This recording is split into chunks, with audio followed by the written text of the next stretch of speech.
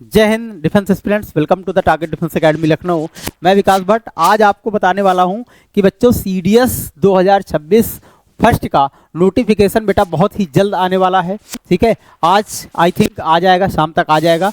तो आप लोग को बेटा कैसे तैयारी करनी है, क्या क्या एज क्राइटेरिया की अगर हम बात करें या क्या क्या एलिजिबिलिटी है, इन सब के बारे में बेटा आज मैं आपसे विस्तृत चर्चा करूंगा।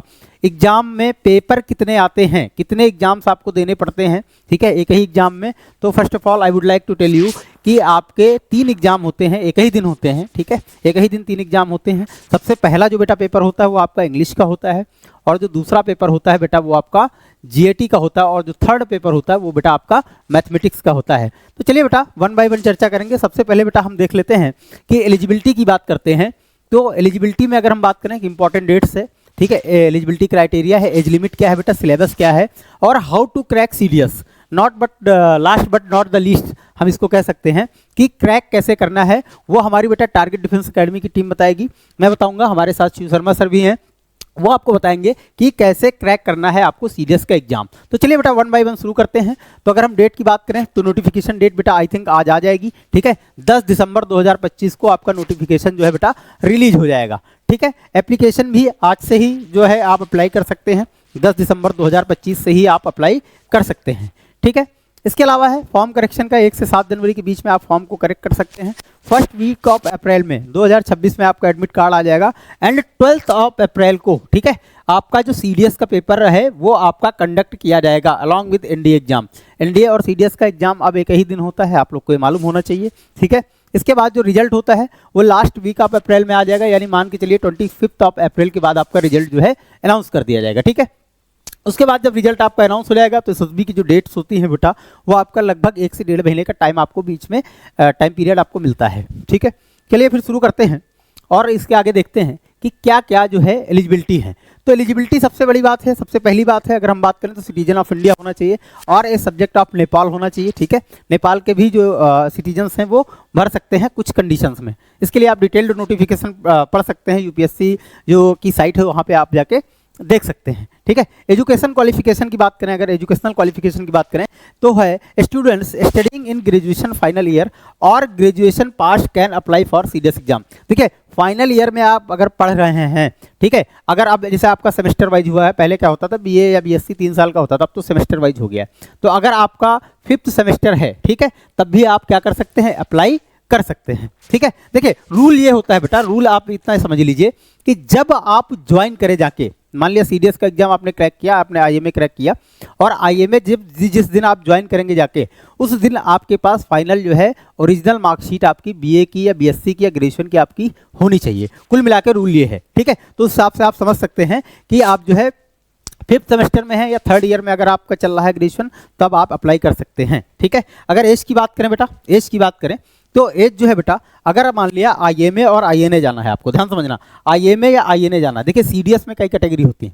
सीडीएस में क्या होता है, जो पेपर होता है कंबाइंड डिफेंस सर्विस, ठीक है, इसमें क्या होता है, एक होता है आईएमए, ठीक है, इंडियन मिलिट्री एकेडमी जो है आर्मी के लिए होता है, एक होता है आईएनए इंडियन नेवल एकेडमी, और एक होता है बेटा आईएफए, ठीक है, air force academy, AFA air force academy होता है, और साइड में एक होता है बेटा ओटीए। ठीक है, ये तीनों जो कमीशन, ये तीनों जो सर्विसेज हैं ये परमानेंट कमीशन है, और जो ओटीए है बेटा वो शॉर्ट सर्विस कमीशन होता है। ठीक है, इन चारों में आपको जो मैंने डिफरेंस बताया है ये बताया। ठीक है, ओटीए कैसा होता है बेटा, शॉर्ट सर्विस कमीशन होता है, ये 10+4 ईयर्स का होता है, मतलब 10 साल तो आपको सर्विस देनी है, साथ में आपकी एक्सटेंड की जा सकती है 4 साल और के लिए। ओटीए जिसको बोलते हैं बेटा ऑफिसर्स ट्रेनिंग अकेडमी। अगर बेटा बात करें आईएनए की और एयरफोर्स एकेडमी की बात करें तो ये परमानेंट कमीशन होता है, जब तक आपकी एज हो नहीं जाती 60 साल तक की, तब तक आप रिटायरमेंट के बाद ही आपको हटना पड़ेगा वहां से। ठीक है, तो आईएमए और आईएनए के लिए बेटा जो एज है वो मैक्सिमम एज बेटा आपकी कितनी होनी चाहिए, 24 साल की होनी चाहिए, और मिनिमम होनी चाहिए बेटा आपकी 19 ईयर्स की। ठीक है, अगर बेटा हम बात करें एयरफोर्स एकेडमी की बात करें, ठीक है, एयरफोर्स एकेडमी की बात करें तो मैक्सिमम एज आपकी 23 ईयर्स होनी चाहिए। लेकिन अगर बेटा हम ओटीए की बात करें, ऑफिसर्स ट्रेनिंग अकेडमी की बात करें, तो मैक्सिमम एज बेटा आपकी कितनी होनी चाहिए, 25 ईयर्स होनी चाहिए। ठीक है, अच्छा एक चीज़ और बता दें, जो बेटा आपका ओटीए होता है, ओटीए का एग्जाम होता है, उसमें बेटा मैथमेटिक्स नहीं आती है, ये बात बेटा आपको मालूम होना चाहिए। ओटीए के एग्जाम में बेटा आपके इंग्लिश और जीएटी ही आती है। ठीक है, उसमें आपकी मैथमेटिक्स नहीं आती है। एग्जाम सेम होता है, ध्यान समझना, एग्जाम सेम होता है, ऐसा नहीं कि अलग अलग पेपर होगा, अलग अलग पेपर नहीं होता। जैसे मान लिया सबसे पहले बेटा मैंने आपको क्या होता है, जैसे मान लिया आप सीडीएस का एग्जाम देने गए, आपको कन्फ्यूज नहीं होना है। जैसे आपने सीडीएस का एग्जाम देने गए, फॉर्म आपने भरा, उसमें अगर मान लिया आपने आईएमए पहले डाल रखा है, ठीक है, उसके बाद आपने डाल देखा है कि हमारा सेकंड जो ऑप्शन है वो ओटीए है, आपको प्रायोरिटाइज करना होता है कैटेगरी वाइज, ठीक है। आपको पहले नंबर पर क्या चाहिए, दूसरे पे क्या चाहिए, तीसरे पे क्या चाहिए, ऐसे आपको फॉर्म में डालना पड़ता है। तो अगर मान लिया आपने सिर्फ ओटीए डाल रखा है, सपोज करिए आपने सिर्फ ओटीए डाल रखा है, तो आपको जो एग्जाम देना होगा वो सबसे पहले इंग्लिश का एग्जाम होगा, वो दे दीजिए, और जीएटी का जो एग्जाम है मानी जनरल एप्टीट्यूड टेस्ट वो दे दीजिए, और चले आइए मैथ्स का एग्जाम आपको देने की जरूरत नहीं है, ठीक है, मैथ्स का एग्जाम आपका नहीं होगा। लेकिन अगर मान लिया आपको आईएमए जाना है, ठीक है, एयरफोर्स एकेडमी जाना है, और इसके अलावा इंडियन नेवल एकेडमी जाना है, तब आपको तीन के तीनों पेपर अटेम्प्ट करने पड़ेंगे। बात समझ में आ रही कि नहीं आ रही, ठीक है। चलो आगे बढ़ते हैं। तो इसमें देख लेते हैं, अगर students born between 2 July 2002 to 1 July 2007 are eligible to apply for CDS 1 2026 exam, ठीक है, जिनकी एज इसके बीच में है, ध्यान समझना बेटा, इसके बीच में है, वो अप्लाई कर सकते हैं। 2 जुलाई 2002 से लेके 1 जुलाई 2007 के बीच में है, वो अप्लाई कर सकते हैं। लेकिन यहाँ पे बेटा कंडीशन अप्लाइड हैं। मैंने आपको क्या बताया, अगर एयरफोर्स जाना है, ठीक है, उसके लिए 23 मैक्सिमम होना चाहिए, और अगर आप सीडीएस जाना है तो यहाँ पे थोड़ा सा ओटीए जाना है तो यहाँ पे रिलैक्सेशन आपको मिल सकता है। एक बात इंपॉर्टेंट है यहाँ पे, both male and female candidate should be unmarried, ध्यान समझना है। यहाँ पे जो अनमैरिड लोग हैं उन्हीं के लिए बेटा निमंत्रण है, अगर आपकी शादी हो चुकी है तब आप ये फॉर्म नहीं भर सकते हैं, ठीक है। अब अगर हाइट वगैरह की बात करें तो इंडियन आर्मी में बेटा जो मेल के लिए हाइट है, ठीक है, मेल के लिए हाइट जो है बेटा वो 157.5 सेंटीमीटर है। कितनी बेटा, 157.5 सेंटीमीटर जो है एक मेल कैंडिडेट की जो है हाइट होनी चाहिए। तो आई थिंक लगभग इतनी सबकी होती है, ठीक है। अगर फ्लाइंग ब्रांच में आपको जाना है, एयरफोर्स की फ्लाइंग ब्रांच में जाना है, तब आपकी बेटा जो हाइट है वो मिनिमम होनी चाहिए 162.5 सेंटीमीटर, ठीक है। ग्राउंड ड्यूटी में आपकी 157 चलेगी, कोई दिक्कत वाली बात नहीं है। अगर इंडियन नेवी में जाना तब भी आपकी बेटा 157 चलेगी। कुल मिला के बात यहाँ कहने का मतलब है, अगर एयरफोर्स की आपको फ्लाइंग ब्रांच में जाना है, मतलब फाइटर पायलट बनना है, तब आपकी हाइट कितनी होनी चाहिए बेटा, 162.5 सेंटीमीटर होनी चाहिए। अब फीमेल के लिए देख लेते हैं बेटा, फीमेल के लिए मिनिमम हाइट की रिक्वायरमेंट कितनी है, वो है बेटा 152 सेंटीमीटर। सब में बेटा क्या है, 152 है सब में फीमेल के लिए, क्लियर है। Body mass index should not be more than 25। Body mass index क्या होता है बेटा, आपकी हाइट और आपकी वेट को डिवाइड कर दिया जाता है, उसी को बोलते हैं बेटा बॉडी मास इंडेक्स। वो आपका 25 से ज़्यादा नहीं होना चाहिए, ठीक है। चलिए भैया आगे बढ़ते हैं। इसके अलावा अगर हम बात करें, the CDS exam pattern can be divided into 2 stages. एक तो होता है बेटा आपका क्या होता है, रिटन एग्जाम होता है, ठीक है। क्या होता है भैया, आपका रिटन एग्जाम होता है। रिटन एग्जाम में मैंने आपको बताया है, ठीक है, अगर आपको आईएमए, आईएनए और एयरफोर्स एकेडमी जाना है, ठीक है, तब आपको बेटा इंग्लिश का पेपर देना होगा रिटन एग्जाम में, ठीक है। इसके अलावा आपको जीएटी का देना होगा या जीएस का देना होगा, और किसका देना होगा बेटा, मैथ्स का देना होगा, ठीक है। और अगर आपको ओटीए जाना है, अगर आपको बेटा ओटीए जाना है, तब आपको सिर्फ और सिर्फ इंग्लिश और जीएटी का पेपर देना है, ठीक है, क्लियर बात। अच्छा, एसएसबी इंटरव्यू, ये आपका मान लिया रिटन निकल गया बेटा, उसके बाद क्या होता है, एसएसबी होता है। एसएसबी इंटरव्यू मतलब सर्विस सिलेक्शन बोर्ड आपको जाना पड़ता है, ठीक है। ये कई सारी ब्रांचेस हैं, डिपेंड करता है बेटा आपने एयरफोर्स के लिए अप्लाई किया था, आर्मी के लिए अप्लाई किया था, नेवी के लिए अप्लाई किया था, ठीक है। उस हिसाब से बेटा आपको सर्विस सिलेक्शन बोर्ड में आपको बुलाया जाता है। जैसा कि मैंने बेटा आपको बताया कि जो रिटन एग्जाम है वहाँ पे 3 सब्जेक्ट है, मैथमेटिक्स है, जीएटी है, इंग्लिश है। सबसे पहले बेटा आपका इंग्लिश का पेपर होगा, उसके बाद बेटा आपका जीएस का होगा, और उसके बाद आपका सबसे लास्ट में मैथ्स का पेपर होगा, ठीक है। चलिए आगे बढ़ते हैं, देख लेते हैं कि किसमें क्या क्या आता है।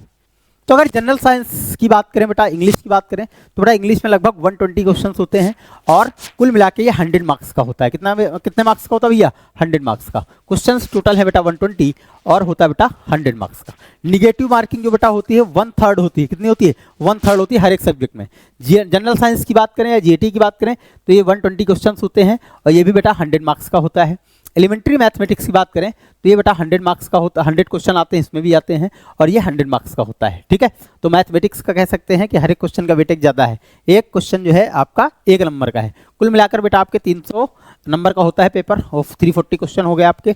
अलग अलग सेगमेंट में होता है, ध्यान से आपको ये समझना है कि आपको 2 घंटे इसके लिए मिलेंगे, उसके बाद क्या होगा, एक 1.5 घंटे का आपको ब्रेक मिलेगा, फिर से आपको बेटा 2 घंटे इसके लिए मिलेंगे, और 2 घंटे इसके लिए मिलेंगे। ये बात आपको ध्यान रखना है। अलग अलग पेपर होगा, एक ही में नहीं होगा, पहले 2 घंटे का आपको पेपर करना है, उसके बाद क्या होगा, फिर से आपको 2 घंटे का मान लिया इंग्लिश का पेपर हो गया, उसके बाद आप थोड़ा सा रेस्ट करिए, जाके बाहर घूमिए टहलिए, चाय वाय पीजिए, फिर से आइए, फिर आपको जनरल साइंस का पेपर दीजिए या जीएटी का पेपर दीजिए। यहाँ भी आपको बेटा 2 घंटे ही मिलेंगे, उसके बाद फिर से आपको ब्रेक मिलेगा, फिर से आप जाइए मैथ्स का पेपर दीजिए और वापस चले जाइए। ठीक है, निगेटिव मार्किंग की बात करें भैया तो 1/3 निगेटिव मार्किंग है हर एक पेपर में। ठीक है, टाइम जैसा कि बेटा मैंने आपको बता दिया है कि 2 घंटे ही मिलता है हर एक पेपर के लिए। कितना मिलता है भैया?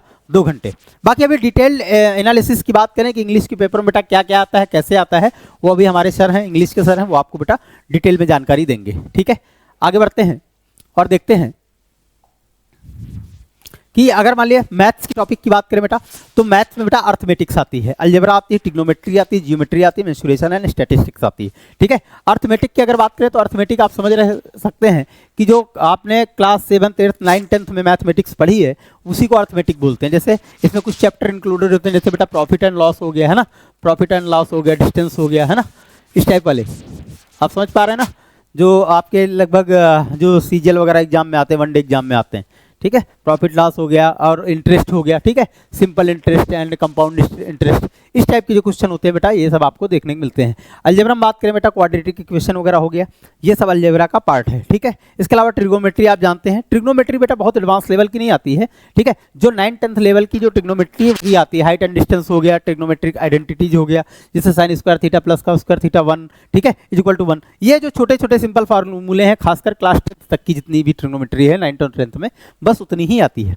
ज्योमेट्री हो गया आपका। ठीक है, मेंस्ट्रुएशन एंड स्टैटिस्टिक्स हो गया, जैसे आप मान लिया मेंस्ट्रुएशन में क्या है, जैसे मान लिया आपका 2D फिगर हो गया, 3D फिगर हो गया। ठीक है, इनका जो वॉल्यूम निकालना है, एरिया निकालना है, ये सब चीजें जो है बेटा मैथ्स में आपसे पूछी जाती है। कैलकुलस वगैरह नहीं पूछी जाती है, जो आपकी बेटा 11th की मैथ्स है या 12th की मैथ्स है वो नहीं पूछी जाती है, एलिमेंट्री मैथ्स पूछी जाती है up to class 10th only. Clear है बात?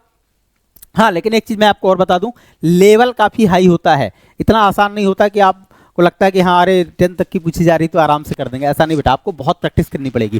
क्यों? कारण उसका क्या है, क्योंकि 100 क्वेश्चन है बेटा और टाइम सिर्फ दिया हुआ है आपको 2 घंटे, और मिनिमम आपको लगभग 45 से 50 क्वेश्चन तो अटेम्प्ट करने ही पड़ेंगे मैथमेटिक्स में। ठीक है, इसलिए आपको प्रैक्टिस करनी पड़ेगी। ठीक है, अच्छे टीचर्स की गाइडेंस में बेटा आपको प्रैक्टिस करनी पड़ेगी।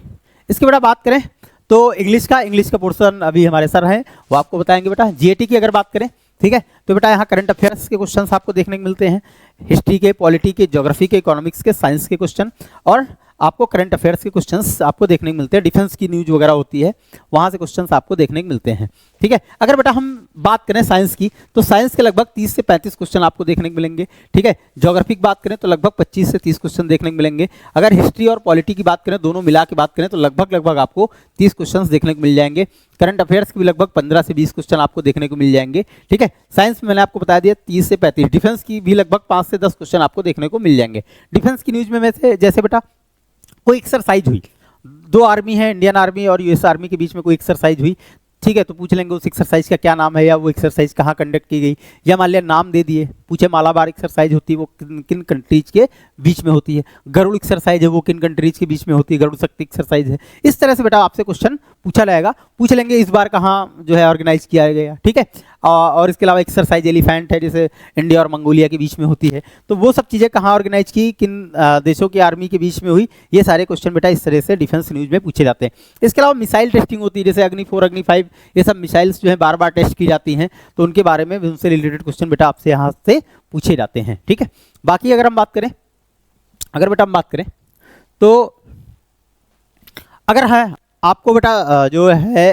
यूपीएससी की जो वेबसाइट है बेटा, वहाँ पे बेटा आपको जाके आप जो है कंप्लीट जानकारी वहाँ से भी ले सकते हैं। इसके अलावा बेटा वहाँ से आप जो है ये डाउनलोड कर सकते हैं और ये पता कर सकते हैं कि फॉर्म जो है कैसे भरना है। इसके अलावा टारगेट डिफेंस एकेडमी है, जहाँ पे बेटा ऑनलाइन बैच शुरू होने वाले हैं। ठीक है, हमारे जो ऑनलाइन बैच है बेटा ये शुरू होने वाले हैं, और कैसे आप अप्लाई कर सकते हैं टारगेट डिफेंस एकेडमी में, आप कैसे अप्लाई कर सकते हैं, तो आपको डाउनलोड करना है, क्या करना है बेटा, टारगेट डिफेंस एकेडमी की एप्लीकेशन जो है मोबाइल पे आपको डाउनलोड करना है। आपको अपनी बेसिक डिटेल बेटा क्या करना है, एंटर करना है, और हमारे क्लिक ऑन स्टोर टैब पे जाइए, और लक्ष्य बैच में बेटा आप क्या कर सकते हैं, एडमिशन अपना करा सकते हैं। आप पहले तो चाहिए तो डेमो वीडियोज़ देख लीजिए, आपको अच्छा लगे। ठीक है, आई होप कि आपको अच्छा ही लगेगा। हमारे पास जो फैकल्टी है वो बहुत ही अनुभवी फैकल्टी है।